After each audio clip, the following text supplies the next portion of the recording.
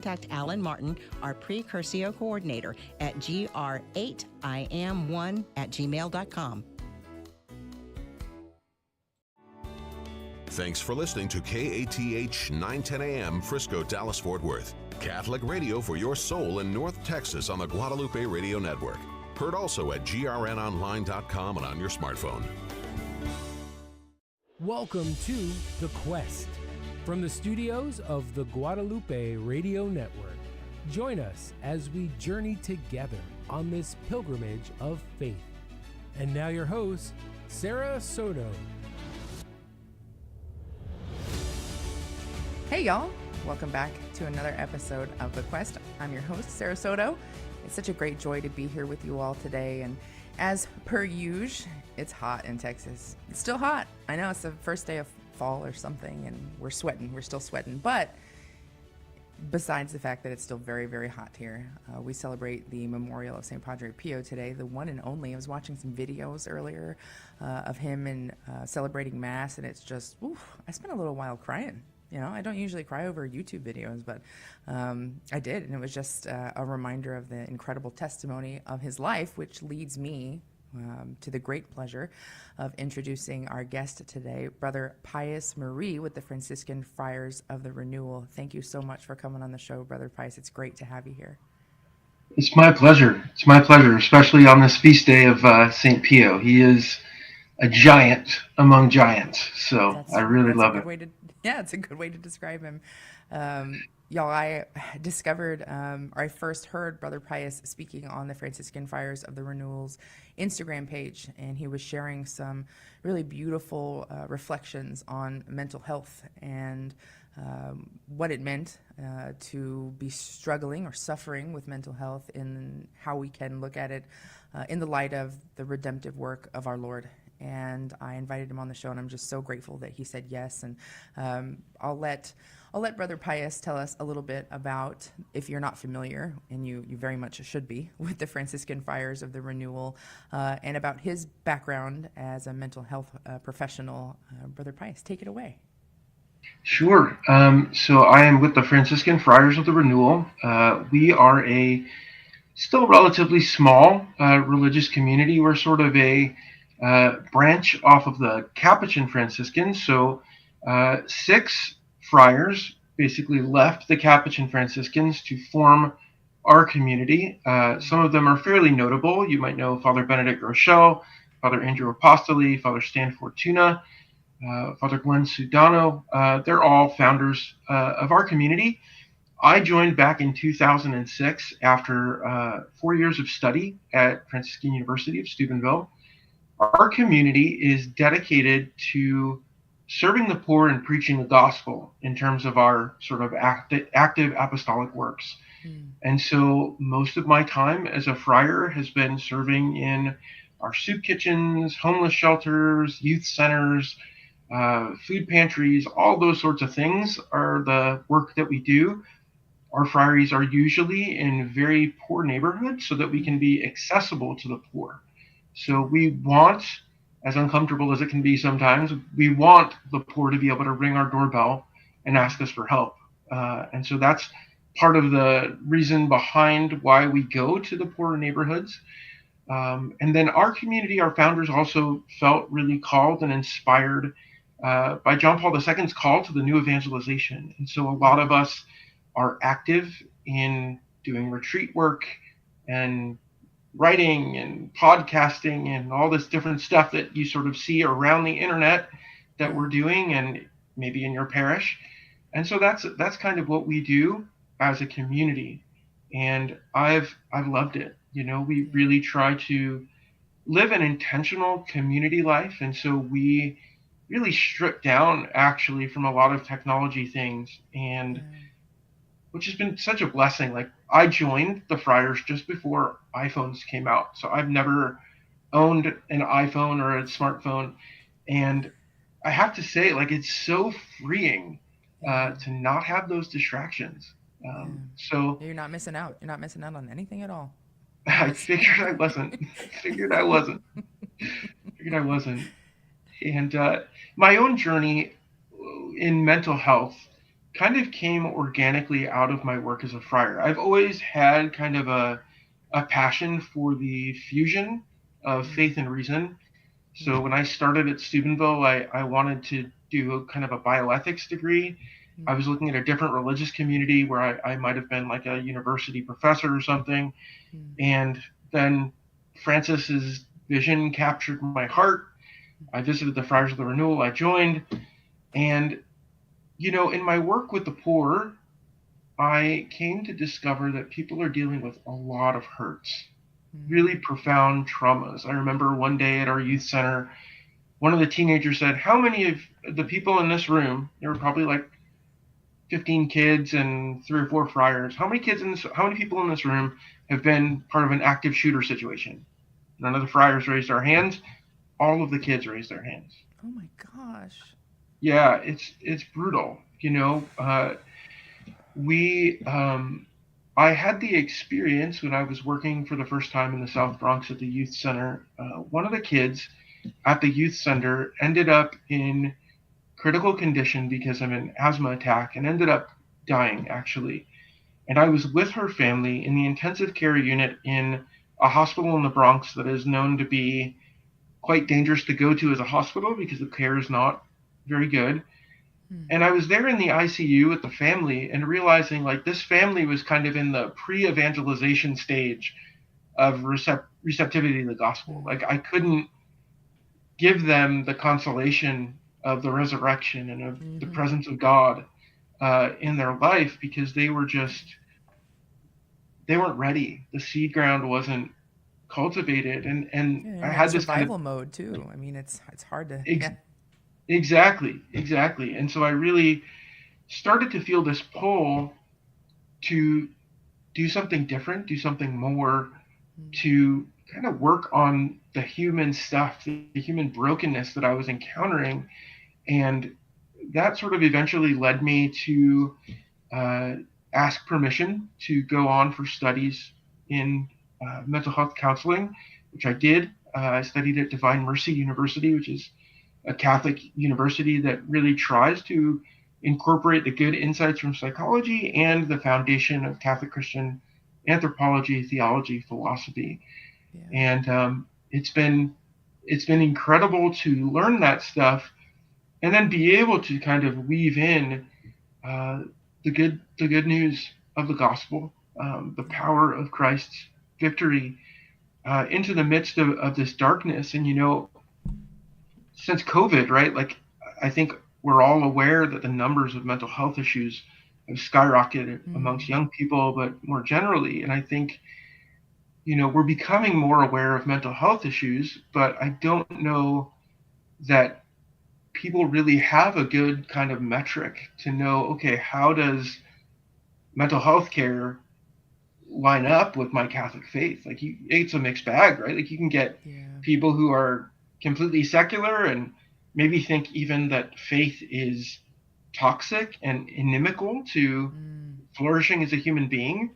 Or you can get the other extreme, which is like any insights from psychology are crazy because Freud was obviously crazy. And so therefore, like, all of this is bad. You just need the Bible. And if you just pray hard enough, it'll get better. And both of those extremes are unhelpful. Yeah, definitely. There's there's also this, and maybe, I don't know, maybe I'm not the right age to say it's been going on for a long time, but I know people who think that seeking help for mental health issues, asking for help is, I mean, especially, I'm in a primarily Hispanic community, right, in Texas, and it is certainly perceived, especially among men, as weak.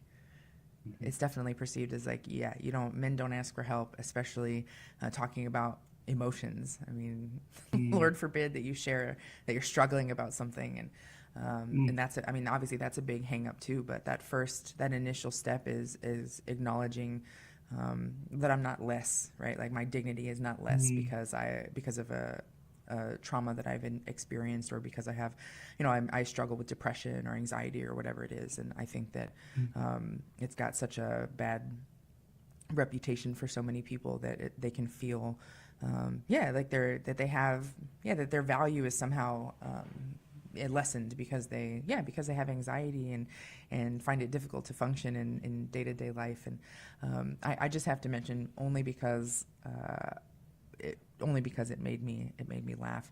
What do you think about when people say that they've that they're triggered all the time? You know, because I've worked with teens. I've worked with teens for about a decade, and I hear them say very often, "This is so triggering. I'm so triggered by this." How do you, as a mental health professional, how does that make you feel?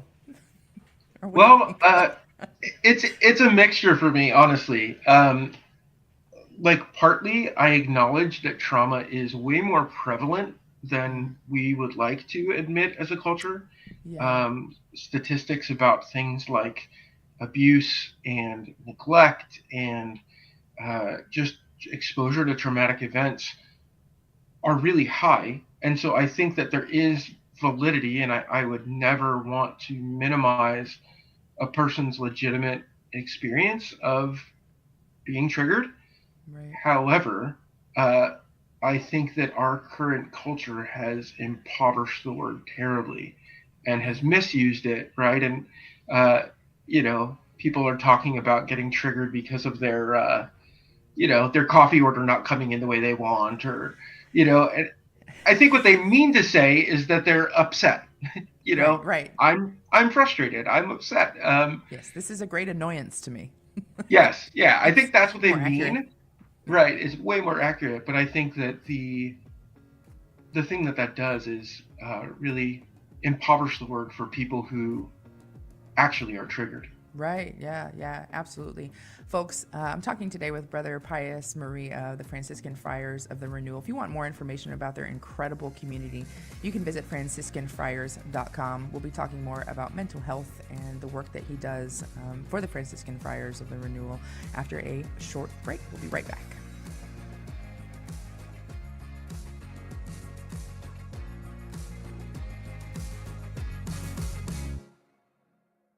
Do you feel life is flying past you?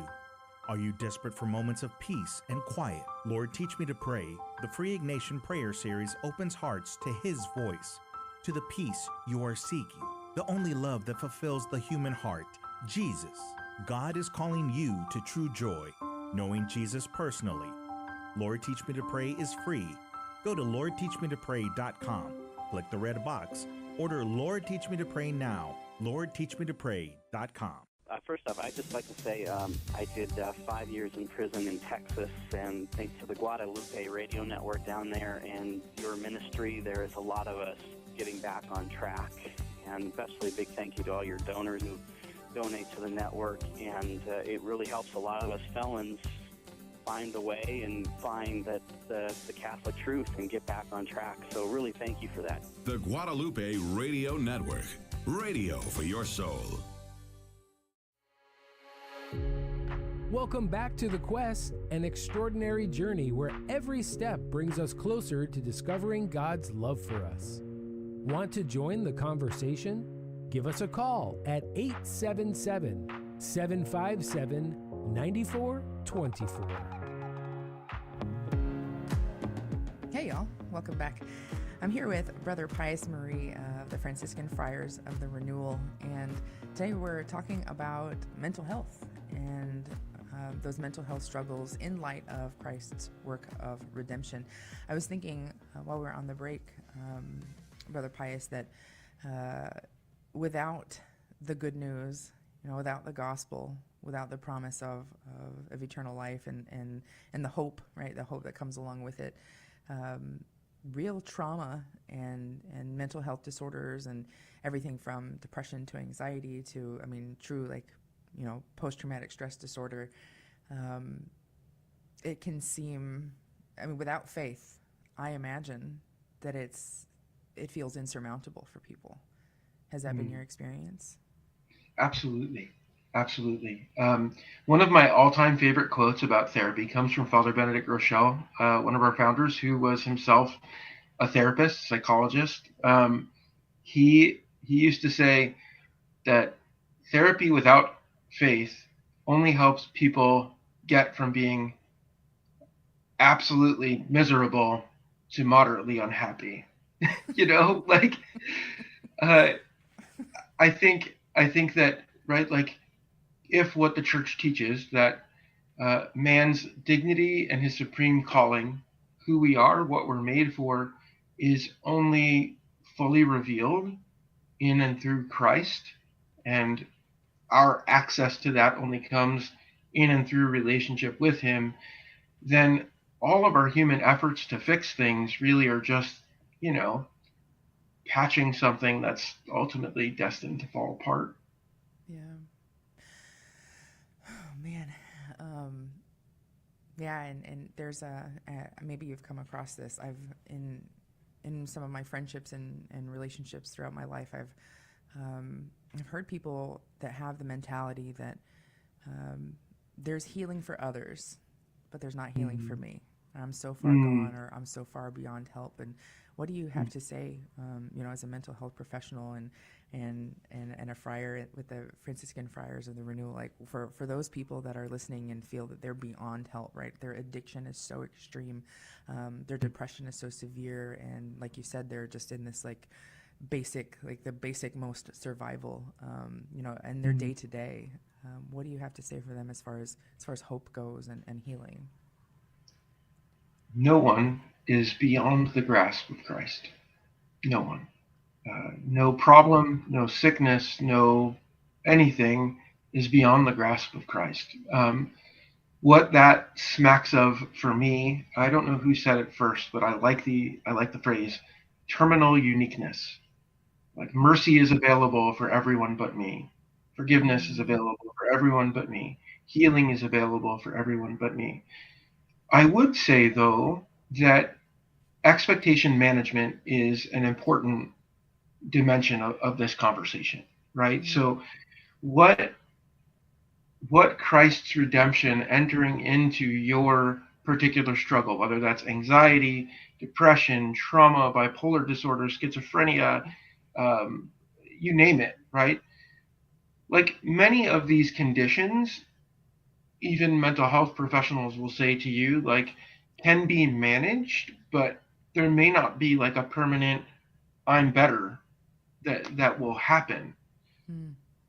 In the sense, if your expectation is I will no longer ever feel depressed, I will never feel anxious again, my traumatic memories will never bother me anymore, whatever it is. I think that an important piece to this puzzle is to recognize what healing, redemption, and God's grace look like when carrying the cross of a mental health condition. In the same way that, most people with physical illnesses, I love to point this out, like Lazarus was raised from the dead, but Lazarus isn't walking around anymore. Lazarus died again. Like the ultimate healing will come when we go home to God. Yeah. Like we're all going to bear about in our bodies the dying of Jesus, like St. Paul says. And so what it looks like maybe is that I'm anxious, but I learn how to tolerate the anxiety a little better. Maybe I was having panic attacks every single day and couldn't step out of my house, and now I can go to the grocery store and I'm like moderately uncomfortable. Maybe my depressive symptoms were such that I couldn't get out of bed and couldn't eat and couldn't do all these things and was having, ideations about hurting myself. And those things have improved. Yeah. That's progress, And I think that the thing that transforms something that's a cross unto death and something that's a cross unto life is the presence of the Lord with us in it.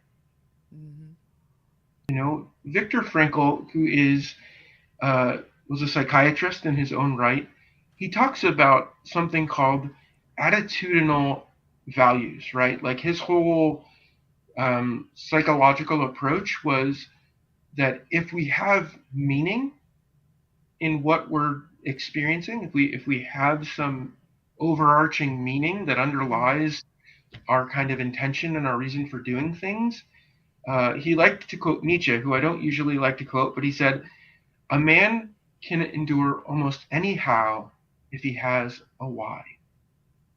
Mm. You know, we can endure almost anything if we have a good reason for it, you know? And I think that for me, this idea of attitudinal values, by which Frankl means in these situations which are inescapable for us, like a person with a terminal cancer diagnosis, a person with a diagnosis of a severe and persistent mental illness, these sorts of things, well, the expectation, yes, God can heal those things. I've known people who've received full and complete healings from all sorts of issues, and that is not off the table. Yeah. However, if God has given you the cross, he gives you the grace to carry it. Yeah. And it might mean that your why motivates you to deal with the how, the what of hearing voices. You know, St. Benedict Joseph Lebray, canonized Catholic saint, was severely mentally ill. He was homeless for most of his life. He smelled so badly that priests would kick him out of the confessional and out of the church. You know, like we think saints may have had it easy. Certainly somebody like Padre Pio tells us saints don't have it easy. Yeah. But even for him, right, like he experienced such profound spiritual darkness. I would contend that it's typically an admixture of spiritual and sort of natural psychological darkness and physical illness in his case. He said he felt completely abandoned by God, like multiple times, like his life was torture and torment. You know, Mother Teresa, that book, Come Be My Light, is really difficult to read. Yeah. You wouldn't have known it looking at her. And I think for us, not necessarily that we need to carry the cross like Padre Pio did, right? Like, that's like, you know, super amazing cooperation with grace. But for those of us kind of dealing with the everyday grind of life and maybe feeling a bit depressed and anxious, there's something to be said for, Jesus, I'm choosing to believe you're with me in this and that you can redeem this pain, this suffering, this darkness. You can. I invite you into my darkness. Yeah. If Jesus' words on the cross, my God, why have you forsaken me? Like, I really don't like when we sort of like rush past it very quickly. And we're like, well, he quoted the rest of the psalm and the psalm ends on a word of hope. Well, yeah, but I think he also felt like God abandoned him Yeah. Yeah. in that moment in his humanity, not to deny Jesus's beatific knowledge and all that stuff, but like he felt the betrayal of Judas and Peter and watching his mom watch him bleed and suffocate to death. Yeah, more than anyone has ever suffered in all of history. Yeah. You know, Sorry, go ahead. I was going to say, I was in the Holy Land recently, and one of my favorite psalms, it's counterintuitive, one of my favorite psalms is the darkest and most depressing psalm in the book of Psalms, Psalm 88. The psalm literally ends with, my one companion is darkness. And when you go to the Holy Land, there's a pit that they lowered Jesus down into that was a prison. And in that pit, they have copies of that psalm in countless languages. And I had the privilege of, for our group, praying that psalm in that pit. And it feels as though Jesus enters into our pit, right? Like the work of redemption, Jesus' work on the cross is not like there and then. It's so that he enters into all that we're suffering. He enters into our darkness. And if our one companion is darkness, right? Well, now our one companion isn't only darkness. It's also Jesus, who is the light of the world. Yeah. So no matter how dark it gets, Jesus comes into that darkness with us. He wants to be there with us in it, not to sort of spiritually bypass it, but to be in it and to experience it, but experience it knowing that death, darkness, sorrow, mental illness doesn't have the last word. The resurrection does. Yeah, you said something a couple of minutes ago about, I think it's a very key word, and that's it's inviting him, right? Inviting him into the darkness and inviting him into that place of sorrow and suffering, and because certainly the gift of our free will enables us to fall into despair instead. We certainly have the option, right, to say no, to reject him, and to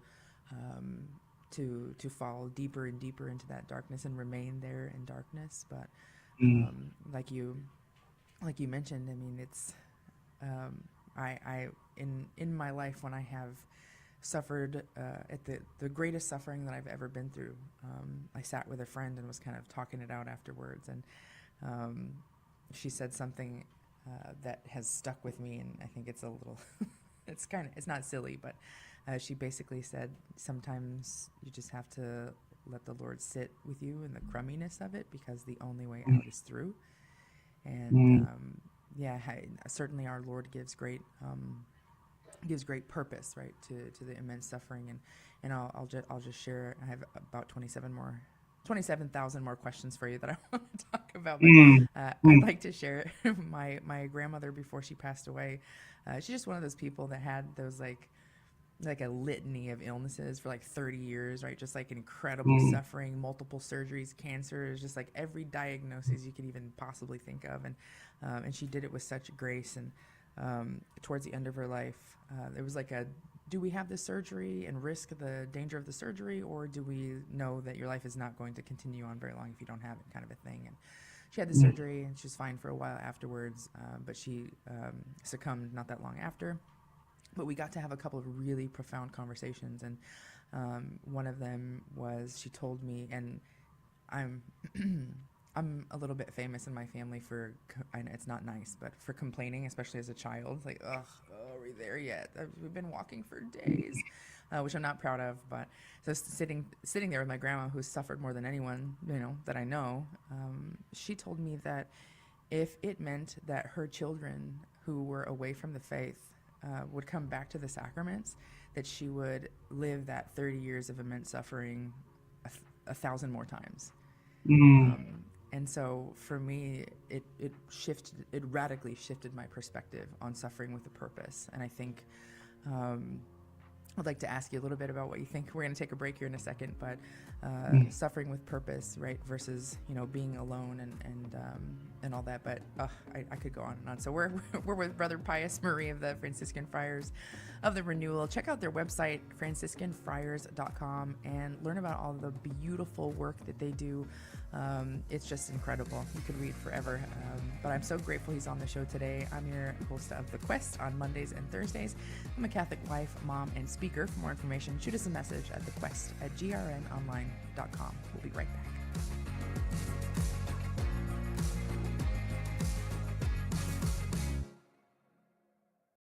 This is Life News Radio. I'm Jim Anderson. News media continue selling the idea that abortion pill deaths are caused by abortion safety regulations.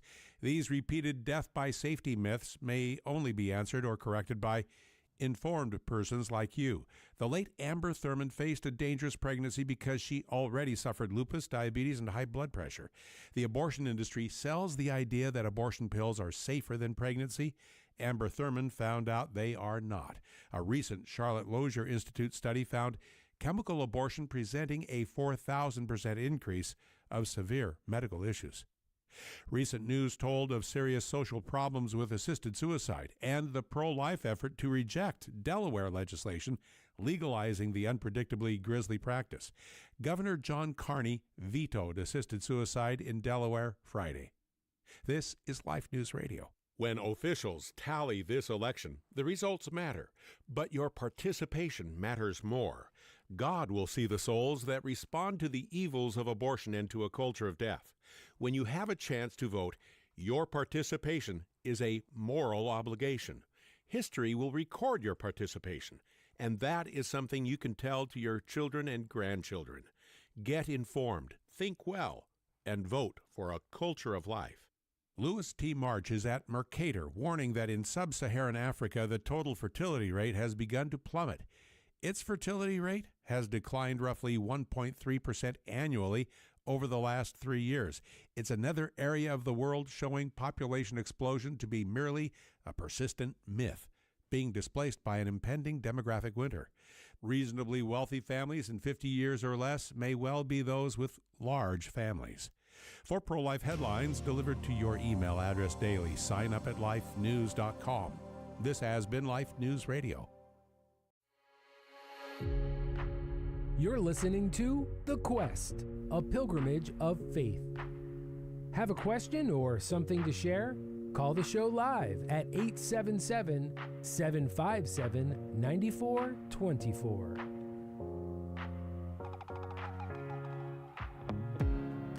Hey y'all, welcome back. It's such a great joy to be here with you all and our guest of honor, Brother Pius Murray with the Franciscan Friars of the Renewal, talking all about mental health and trauma and what it means to really suffer and struggle and walk with these crosses in light of Christ's redemptive work of suffering. My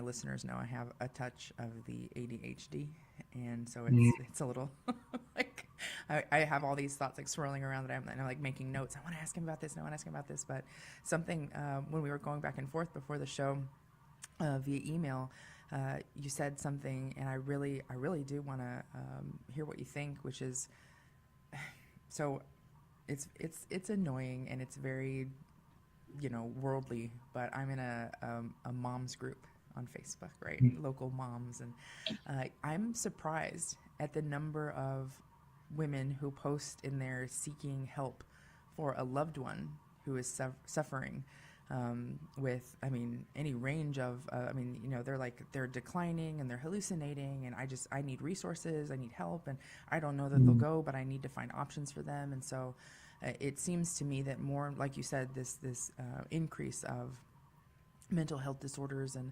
especially since COVID, what do you have to share with those who are walking with someone who loves someone that have a mental health issue? How do you even begin to, maybe not even, maybe some consolation, but also some practical ways of what to, expect, what to do, and how to kind of navigate it, if that makes sense.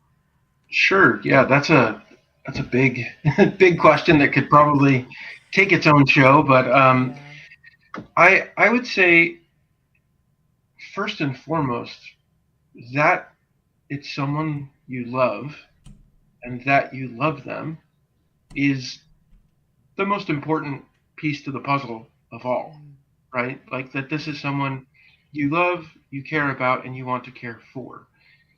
I'm a huge fan of, and you mentioned sort of at the top of the show that people are reluctant to seek help.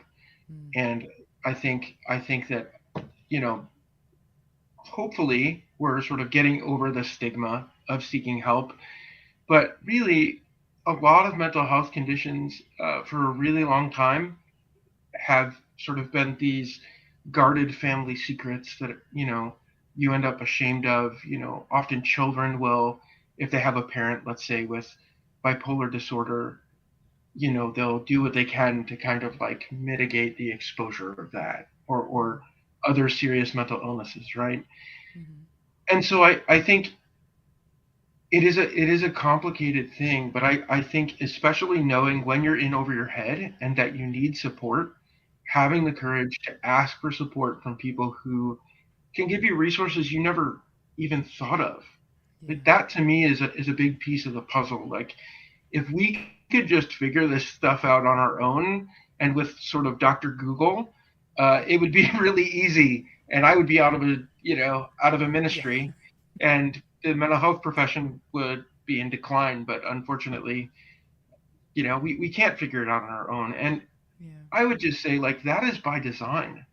There's a whole field now of mental health care it's founded on this premise of interpersonal neurobiology, that we need other people to just flourish and function as a human being, which, like, surprise, surprise, that's Genesis, right? Like, no shocker there, but science is proving it. So that means in this particular instance, like if you have someone with a severe persistent mental illness who needs help, who, if they're like hallucinating, decompensating, locked in their room, a danger to themselves or others, certainly, you need to get them help. And you're not helping them by enabling the thing to persist longer than it needs to. So like, for example, if you're afraid someone is a danger to themselves or someone else, you need to get them to the hospital, get them evaluated, get them help. I think that that's just very important, like getting the resources you need. I don't know your area very well, but certainly one of the big pieces that I do with family members when I usually am working with more than just my client is giving them resources. Like, I see you once a week for an hour, or maybe twice a week for an hour, but you're living with this for the rest of your life. And if you need help, get it. I think,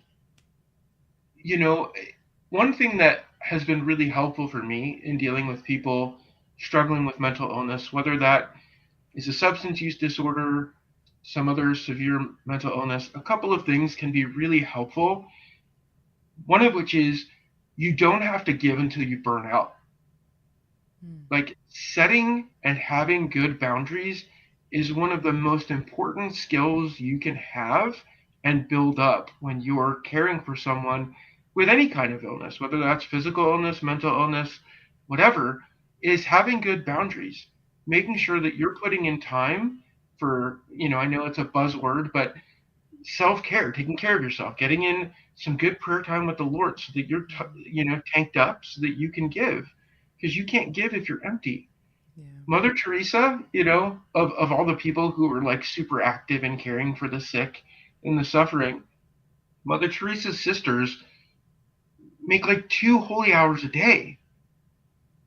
Non-negotiable. Father Benedict, when our community started, he argued with Mother Teresa because she suggested we had a holy hour every day. And he's like, Mother, I'm too busy for that. And Mother Teresa just sort of looked at him like, oh, really? Like, no, you're not. And so I think that that's really important. And not just the spiritual things, right? Like making sure you're getting good food, getting good rest, getting a break, right? Those things are really valuable. A little sunlight, some walks. Exactly. Absolutely. Another thing that I found really freeing, both in working with people who are struggling with substance abuse issues, right? Like, God respects and honors their freedom. You can't make them change, right? And so one of the things that's really helpful is to say, you know what? A person suffering from an addiction is probably going to take advantage of me or attempt to. And so I need to set really clear boundaries there. A person with severe mood disorders might lash out at me really angrily, and it's going to be hurtful. And you know what?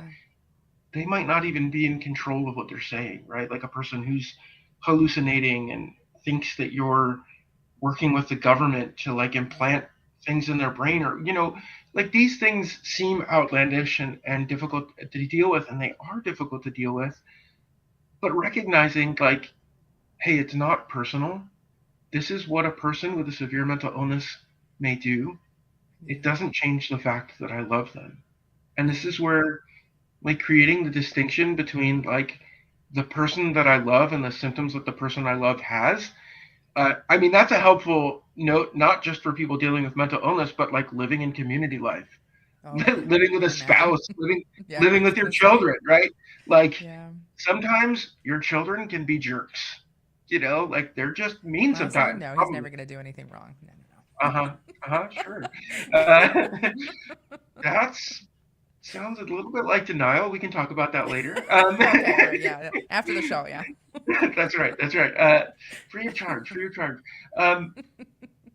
I think having a little bit of compassion for yourself. I've talked to some people who are caregivers who are really hard on themselves for like getting frustrated, getting annoyed, talking back angrily. Like, the Lord instituted the sacrament of confession because we make mistakes, and like our emotional responses to difficult things are with difficult emotions.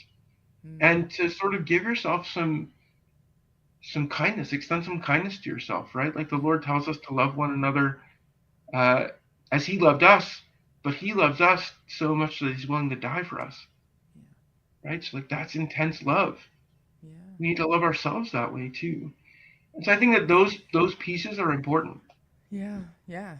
Yeah. Absolutely. It's yeah. I mean, it feels especially if you're not getting and taking advantage of the resources that are so often available in so many communities, and you can put it all on your own shoulders, and that comes with the lack of boundaries, and then all the pressures on you, and then you are snapping more, and it's almost impossible, I feel like, for some people not to take things personally when they're not enmeshed, right, in a relationship with someone who's suffering from a mental health disorder. But that word self-care, it's I have my thoughts, but it's just so important to what do they say in all the mom groups, you can't pour from an empty cup or something like that, right? I mean, essentially. Yeah. And so that's really good. That's really good, rock solid advice for those who are walking closely with someone who loves someone with a mental health disorder. And there's like I said, there's about 1,000,005 things, but as someone who has worked with teens for so long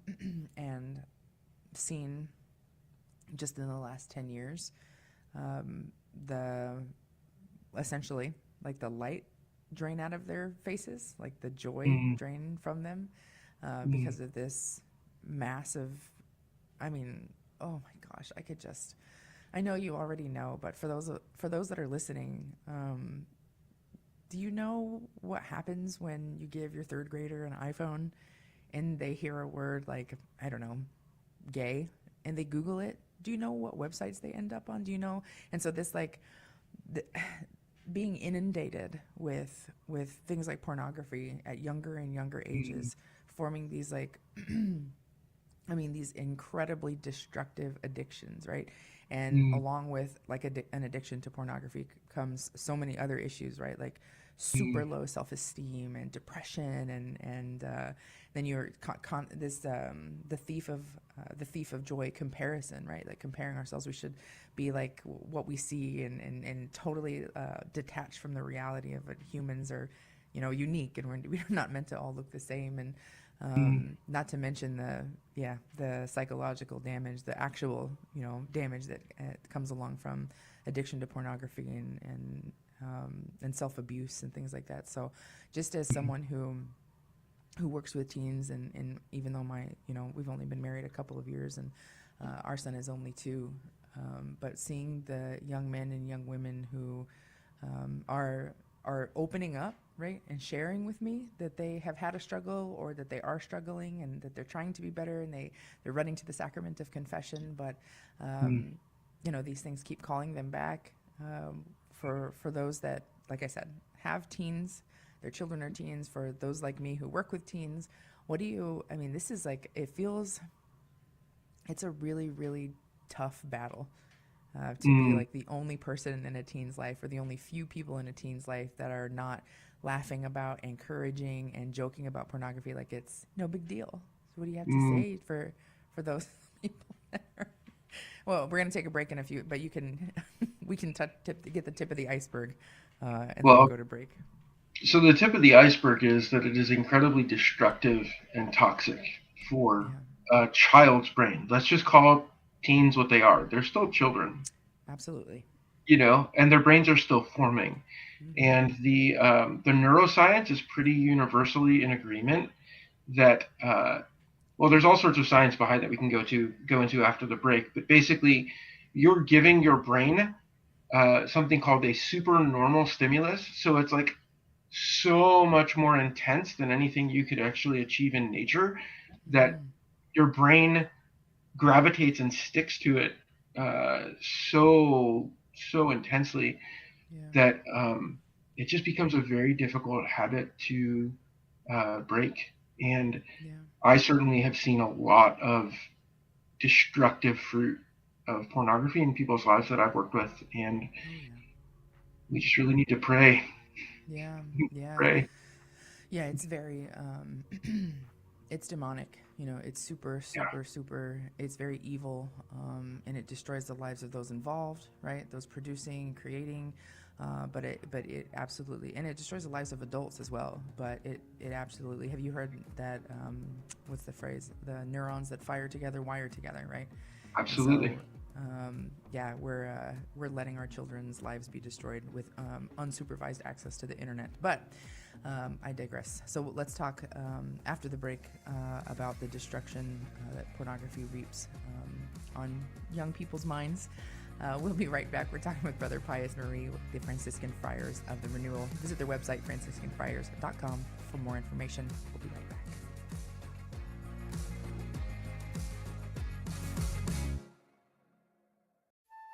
This is Franciscan Media's Saint of the Day for September 23rd. Today we celebrate St. Pio of Pietrelcina.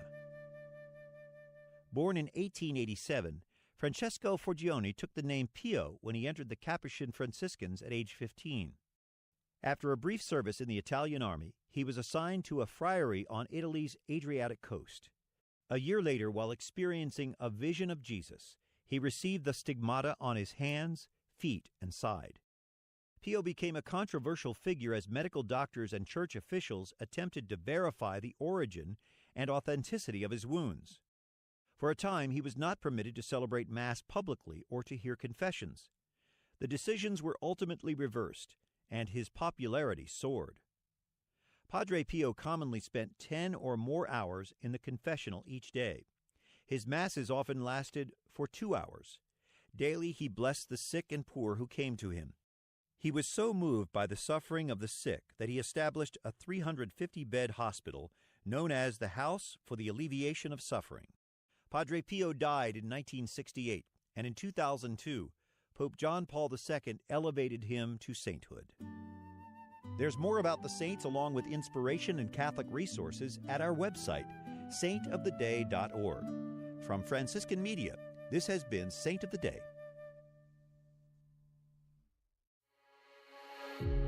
This is The Quest from the studios of the Guadalupe Radio Network.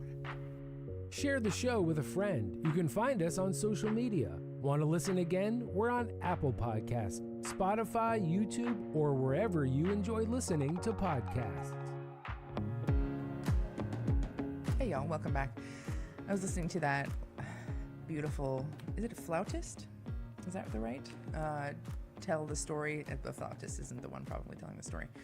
Padre Pio, I understand that we can't take everyone who says Jesus appeared to me on a tortilla at their word. Like, there's a proper investigation that has to occur. Like, I get it. Like, right, where it's all under obedience, and like I understand. But can you imagine being the guy that was like, hey, I know you have a long line at your confessional, Padre Pio, but you're going to have to not hear confessions while we check into this stigmata thing. Can you imagine being that guy now? Like, oh.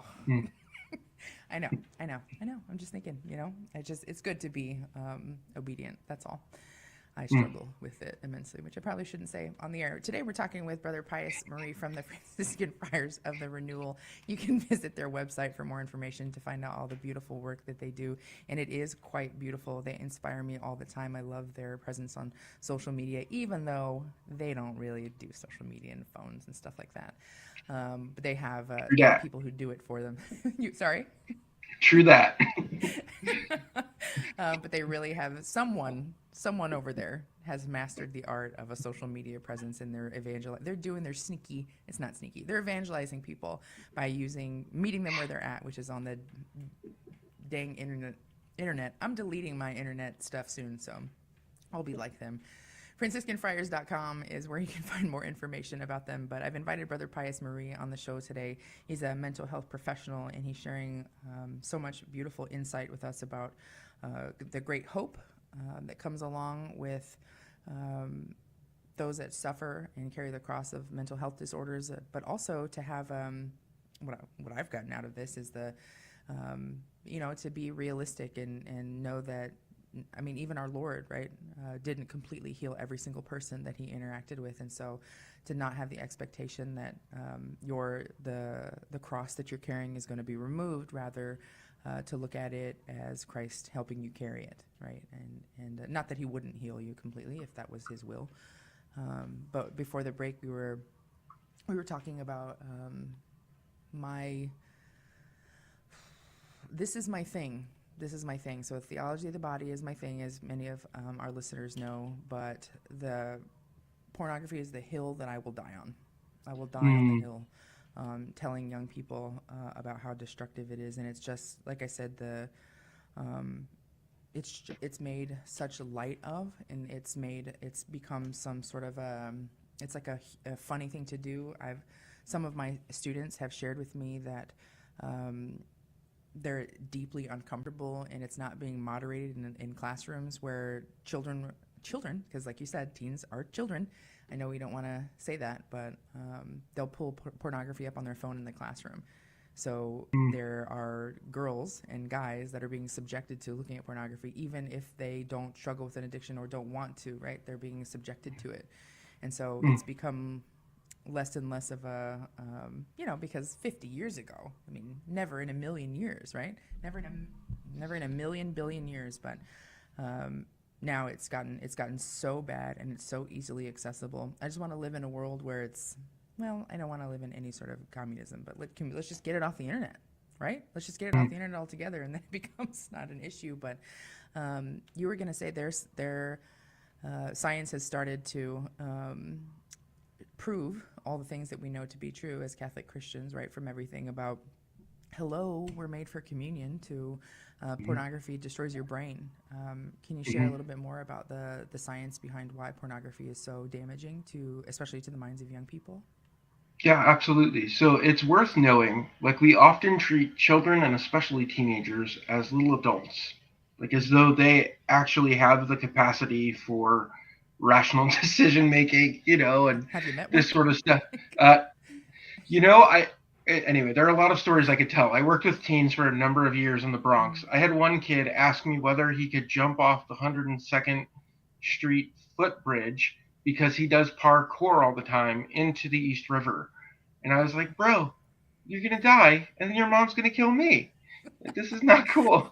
We'll be dead at the end of this.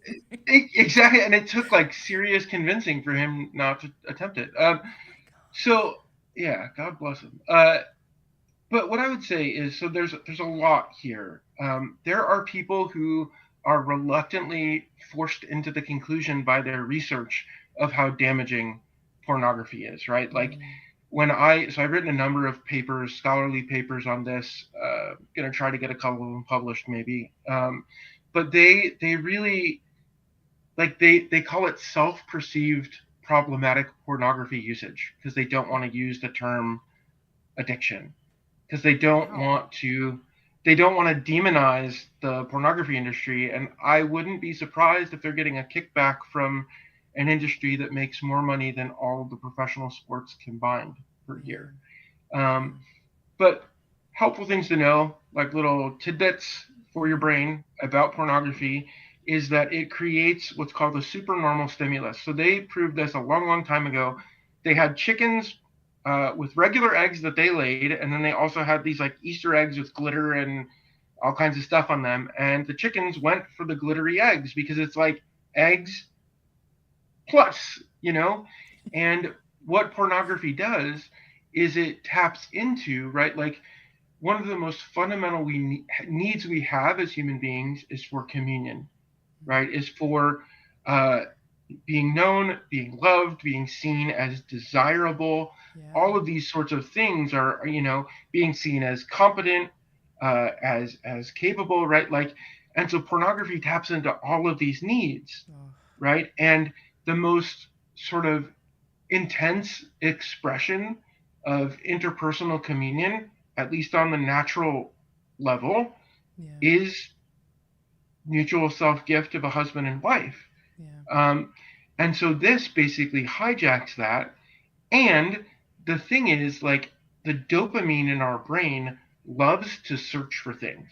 And we're hardwired to search for things that will fulfill these really basic, Maslow's hierarchy of needs, the really basic needs of like food, shelter, reproduction, belonging, like these sorts of things, right? So pornography hijacks all of that and is like, well, not only can you have pseudo communion with someone you may not ever be able to actually be with, you can have that kind of communion with as many people as you want, right? And then what happens is your brain, as with any drug, gets tolerant to the stimulus, so you need something more. So what often happens is people get brought down these rabbit holes of really bizarre, explicit material that is something that at the outset of their pornography usage they never would have even considered looking at. And it gets more and more insidious. Right, exactly. Horrendous. Exactly. And part of what this does also is it desensitizes us to our fundamental needs. It desensitizes us to the ordinary attractions of our sexuality, right? Yeah. Causes confusion that we're sort of seeing rampant in our culture. And I would say, just to sort of like tie all the pieces together here, is that when we're hurting, whether that hurt is trauma, whether that hurt is depression, anxiety, whatever, we look to feel better.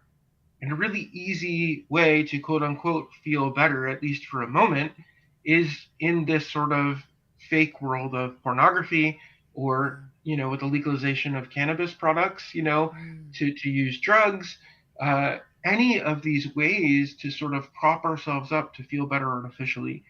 And the truth is that all of those things may in the moment make you feel good, but the downside, and you can do all kinds of research on this, is you end up in such a profound dopamine deficit that you have to use these drugs and do these things that will never satisfy your heart. The only thing that gives us lasting fulfillment is the Lord. And if we taste and see how good the Lord is, our hearts will be full and we won't have to search or thirst again. That's what Jesus promises. So for anyone struggling, bring that struggle to the Lord, walk with him, carry the cross with him, and know his peace and joy. Couldn't have said it better myself. Thank you so much, Brother Pius, for coming on the show today and sharing your insight with our listeners. For more information about the work that the Franciscan Friars of the Renewal do, please visit their website at franciscanfriars.com. I'm your host of The Quest on Mondays and Thursdays, Sarah Soto. It's such a great joy to be with you all. Listen to us Monday through Friday, 4 p.m. Central, 5 p.m. Eastern. And as always, God bless you and thank you for listening.